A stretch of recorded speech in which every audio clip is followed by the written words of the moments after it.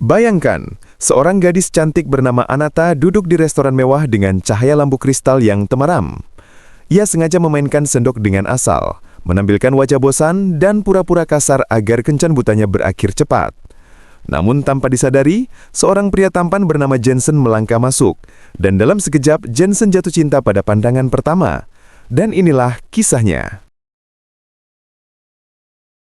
Di sudut ruangan, seorang gadis bernama Anata duduk sambil memainkan sendok peraknya dengan gelisah. Ia sebenarnya tidak pernah suka dengan ide kencan buta, tapi keluarganya memaksa. Ibunya bersikeras bahwa sudah saatnya ia mencari pasangan, dan pertemuan malam itu dianggap sebagai kesempatan. Namun dalam hati Anata menolak. Ia datang hanya karena tak ingin membuat ibunya kecewa. Ia sudah menyusun strategi, akan bersikap kasar, menyebalkan, dan membuat kencannya menyerah secepat mungkin. Sehingga ia bisa pulang dengan alasan bahwa pria itu sama sekali tidak cocok. Pintu restoran terbuka dan seorang pria masuk dengan langkah mantap. Penampilannya begitu rapi, jas hitam menempel pas di tubuh tegapnya. Wajahnya bersih, tatapannya tajam penuh percaya diri namun hangat. Pria itu adalah Jensen, seorang CEO muda sukses. Tapi ia tidak ingin membawa aura kekuasaan ke dalam pertemuan ini. Malam itu ia hanya ingin datang sebagai pria biasa yang ingin mengenal seseorang. Pandangannya menyapu ruangan hingga terhenti pada Anata di meja sudut. Ada sesuatu pada tatapan mata gadis itu yang membuat langkahnya sejenak melambat, lalu tanpa sadar tersenyum tipis.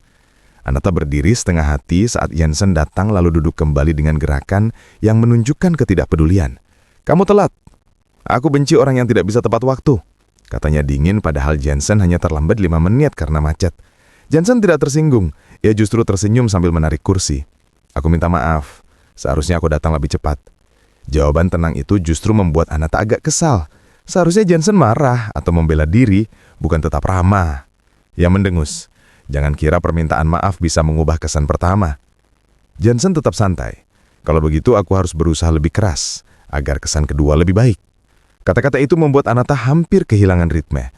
Ia buru-buru menegakkan tubuh dan menyilangkan tangan berusaha tetap terlihat kasar. Saat pelayan datang membawa menu, ia sengaja mengeluh keras. "Kenapa menunya membosankan begini? Tidak ada yang istimewa." Ia melirik Jensen dengan tatapan menyebalkan. "Dan jas kamu terlalu formal. Apa kamu sedang wawancara kerja?" Namun lagi-lagi Jensen tidak marah. Ia justru tertawa kecil. "Setidaknya aku sudah berusaha tampil sopan untukmu." Percakapan berlangsung, Anata terus mencari cara untuk membuat suasana hancur. Ia menyalahkan pelayan yang dianggap lambat, mengkritik interior restoran yang katanya terlalu norak, bahkan menertawakan cara Jensen memegang gelas. Tetapi semua upayanya seolah tidak mempan. Jensen terus menanggapinya dengan sabar, bahkan sesekali melontarkan balasan ringan yang membuatnya justru terpojok. "Aku heran, kamu tidak bosan menghadapi orang seperti aku," katanya dengan nada tinggi. Jensen menatapnya dengan mata jernih. "Kamu selalu setajam ini kalau bicara." Anata terdiam sejenak lalu pura-pura meremehkan. "Kenapa? Tidak tahan?" "Justru sebaliknya. Aku suka orang yang tidak berpura-pura manis hanya untuk terlihat baik." Kata-kata itu menghantam hati Anata. Tidak ada yang pernah merespon sikap kasarnya dengan ketenangan seperti itu. Biasanya orang akan marah, tersinggung, atau memilih pergi. Tapi Jensen berbeda. Ia merasa pertahanannya sedikit retak, meskipun buru-buru ia menutupinya dengan ejekan lain. Malam itu terus berjalan. Ada momen ketika Anata tanpa sadar menatap kagum saat Jensen bercerita tentang masa kecilnya yang penuh perjuangan. Tapi segera ia menutupi dengan komentar pedas. "Kisah yang biasa saja. Semua orang juga begitu." Jensen hanya tersenyum. "Kalau begitu mungkin aku harus berusaha lebih keras, supaya kisahku tidak terasa biasa di matamu." Dalam hati Anata mulai gelisah. Ia yakin setelah malam itu, Jensen tidak akan pernah menghubunginya lagi. Bukankah ia sudah cukup kasar? Namun keesokan harinya, ponselnya bergetar. Sebuah pesan masuk. "Terima kasih untuk malam kemarin. Aku ingin bertemu lagi kalau kamu tidak keberatan." Anata membeku.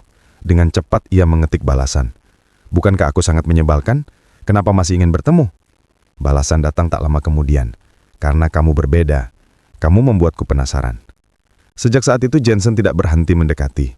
Ia mengundang makan siang, mengajak berbincang, bahkan mengirim pesan setiap pagi. Anata coba tetap menjaga jarak, memberi jawaban singkat, bahkan sering mengabaikan. Tapi Jensen tidak pernah marah. Kesabarannya justru semakin membuat Anata bingung.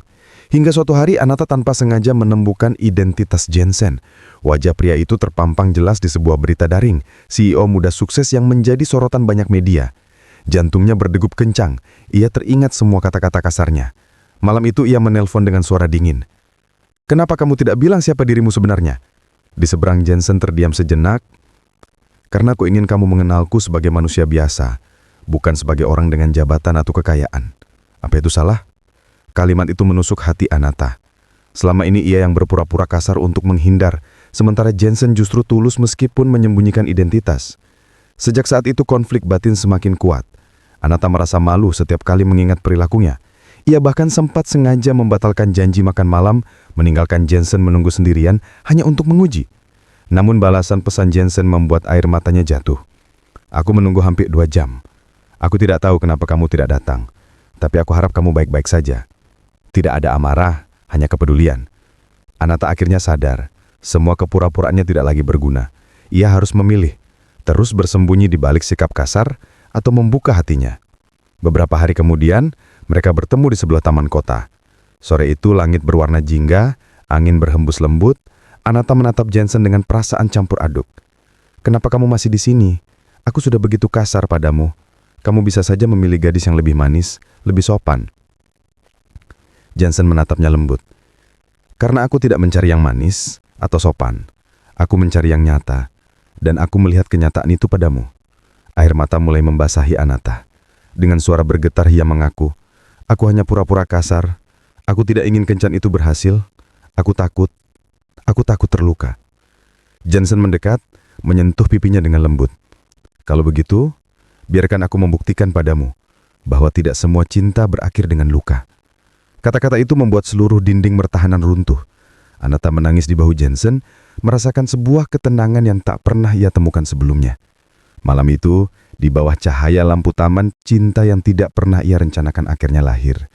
Cinta yang datang bukan karena kesempurnaan, melainkan keberanian untuk menerima apa adanya. Anata datang dengan niat menghancurkan kencan buta, berpura-pura kasar agar tidak terikat.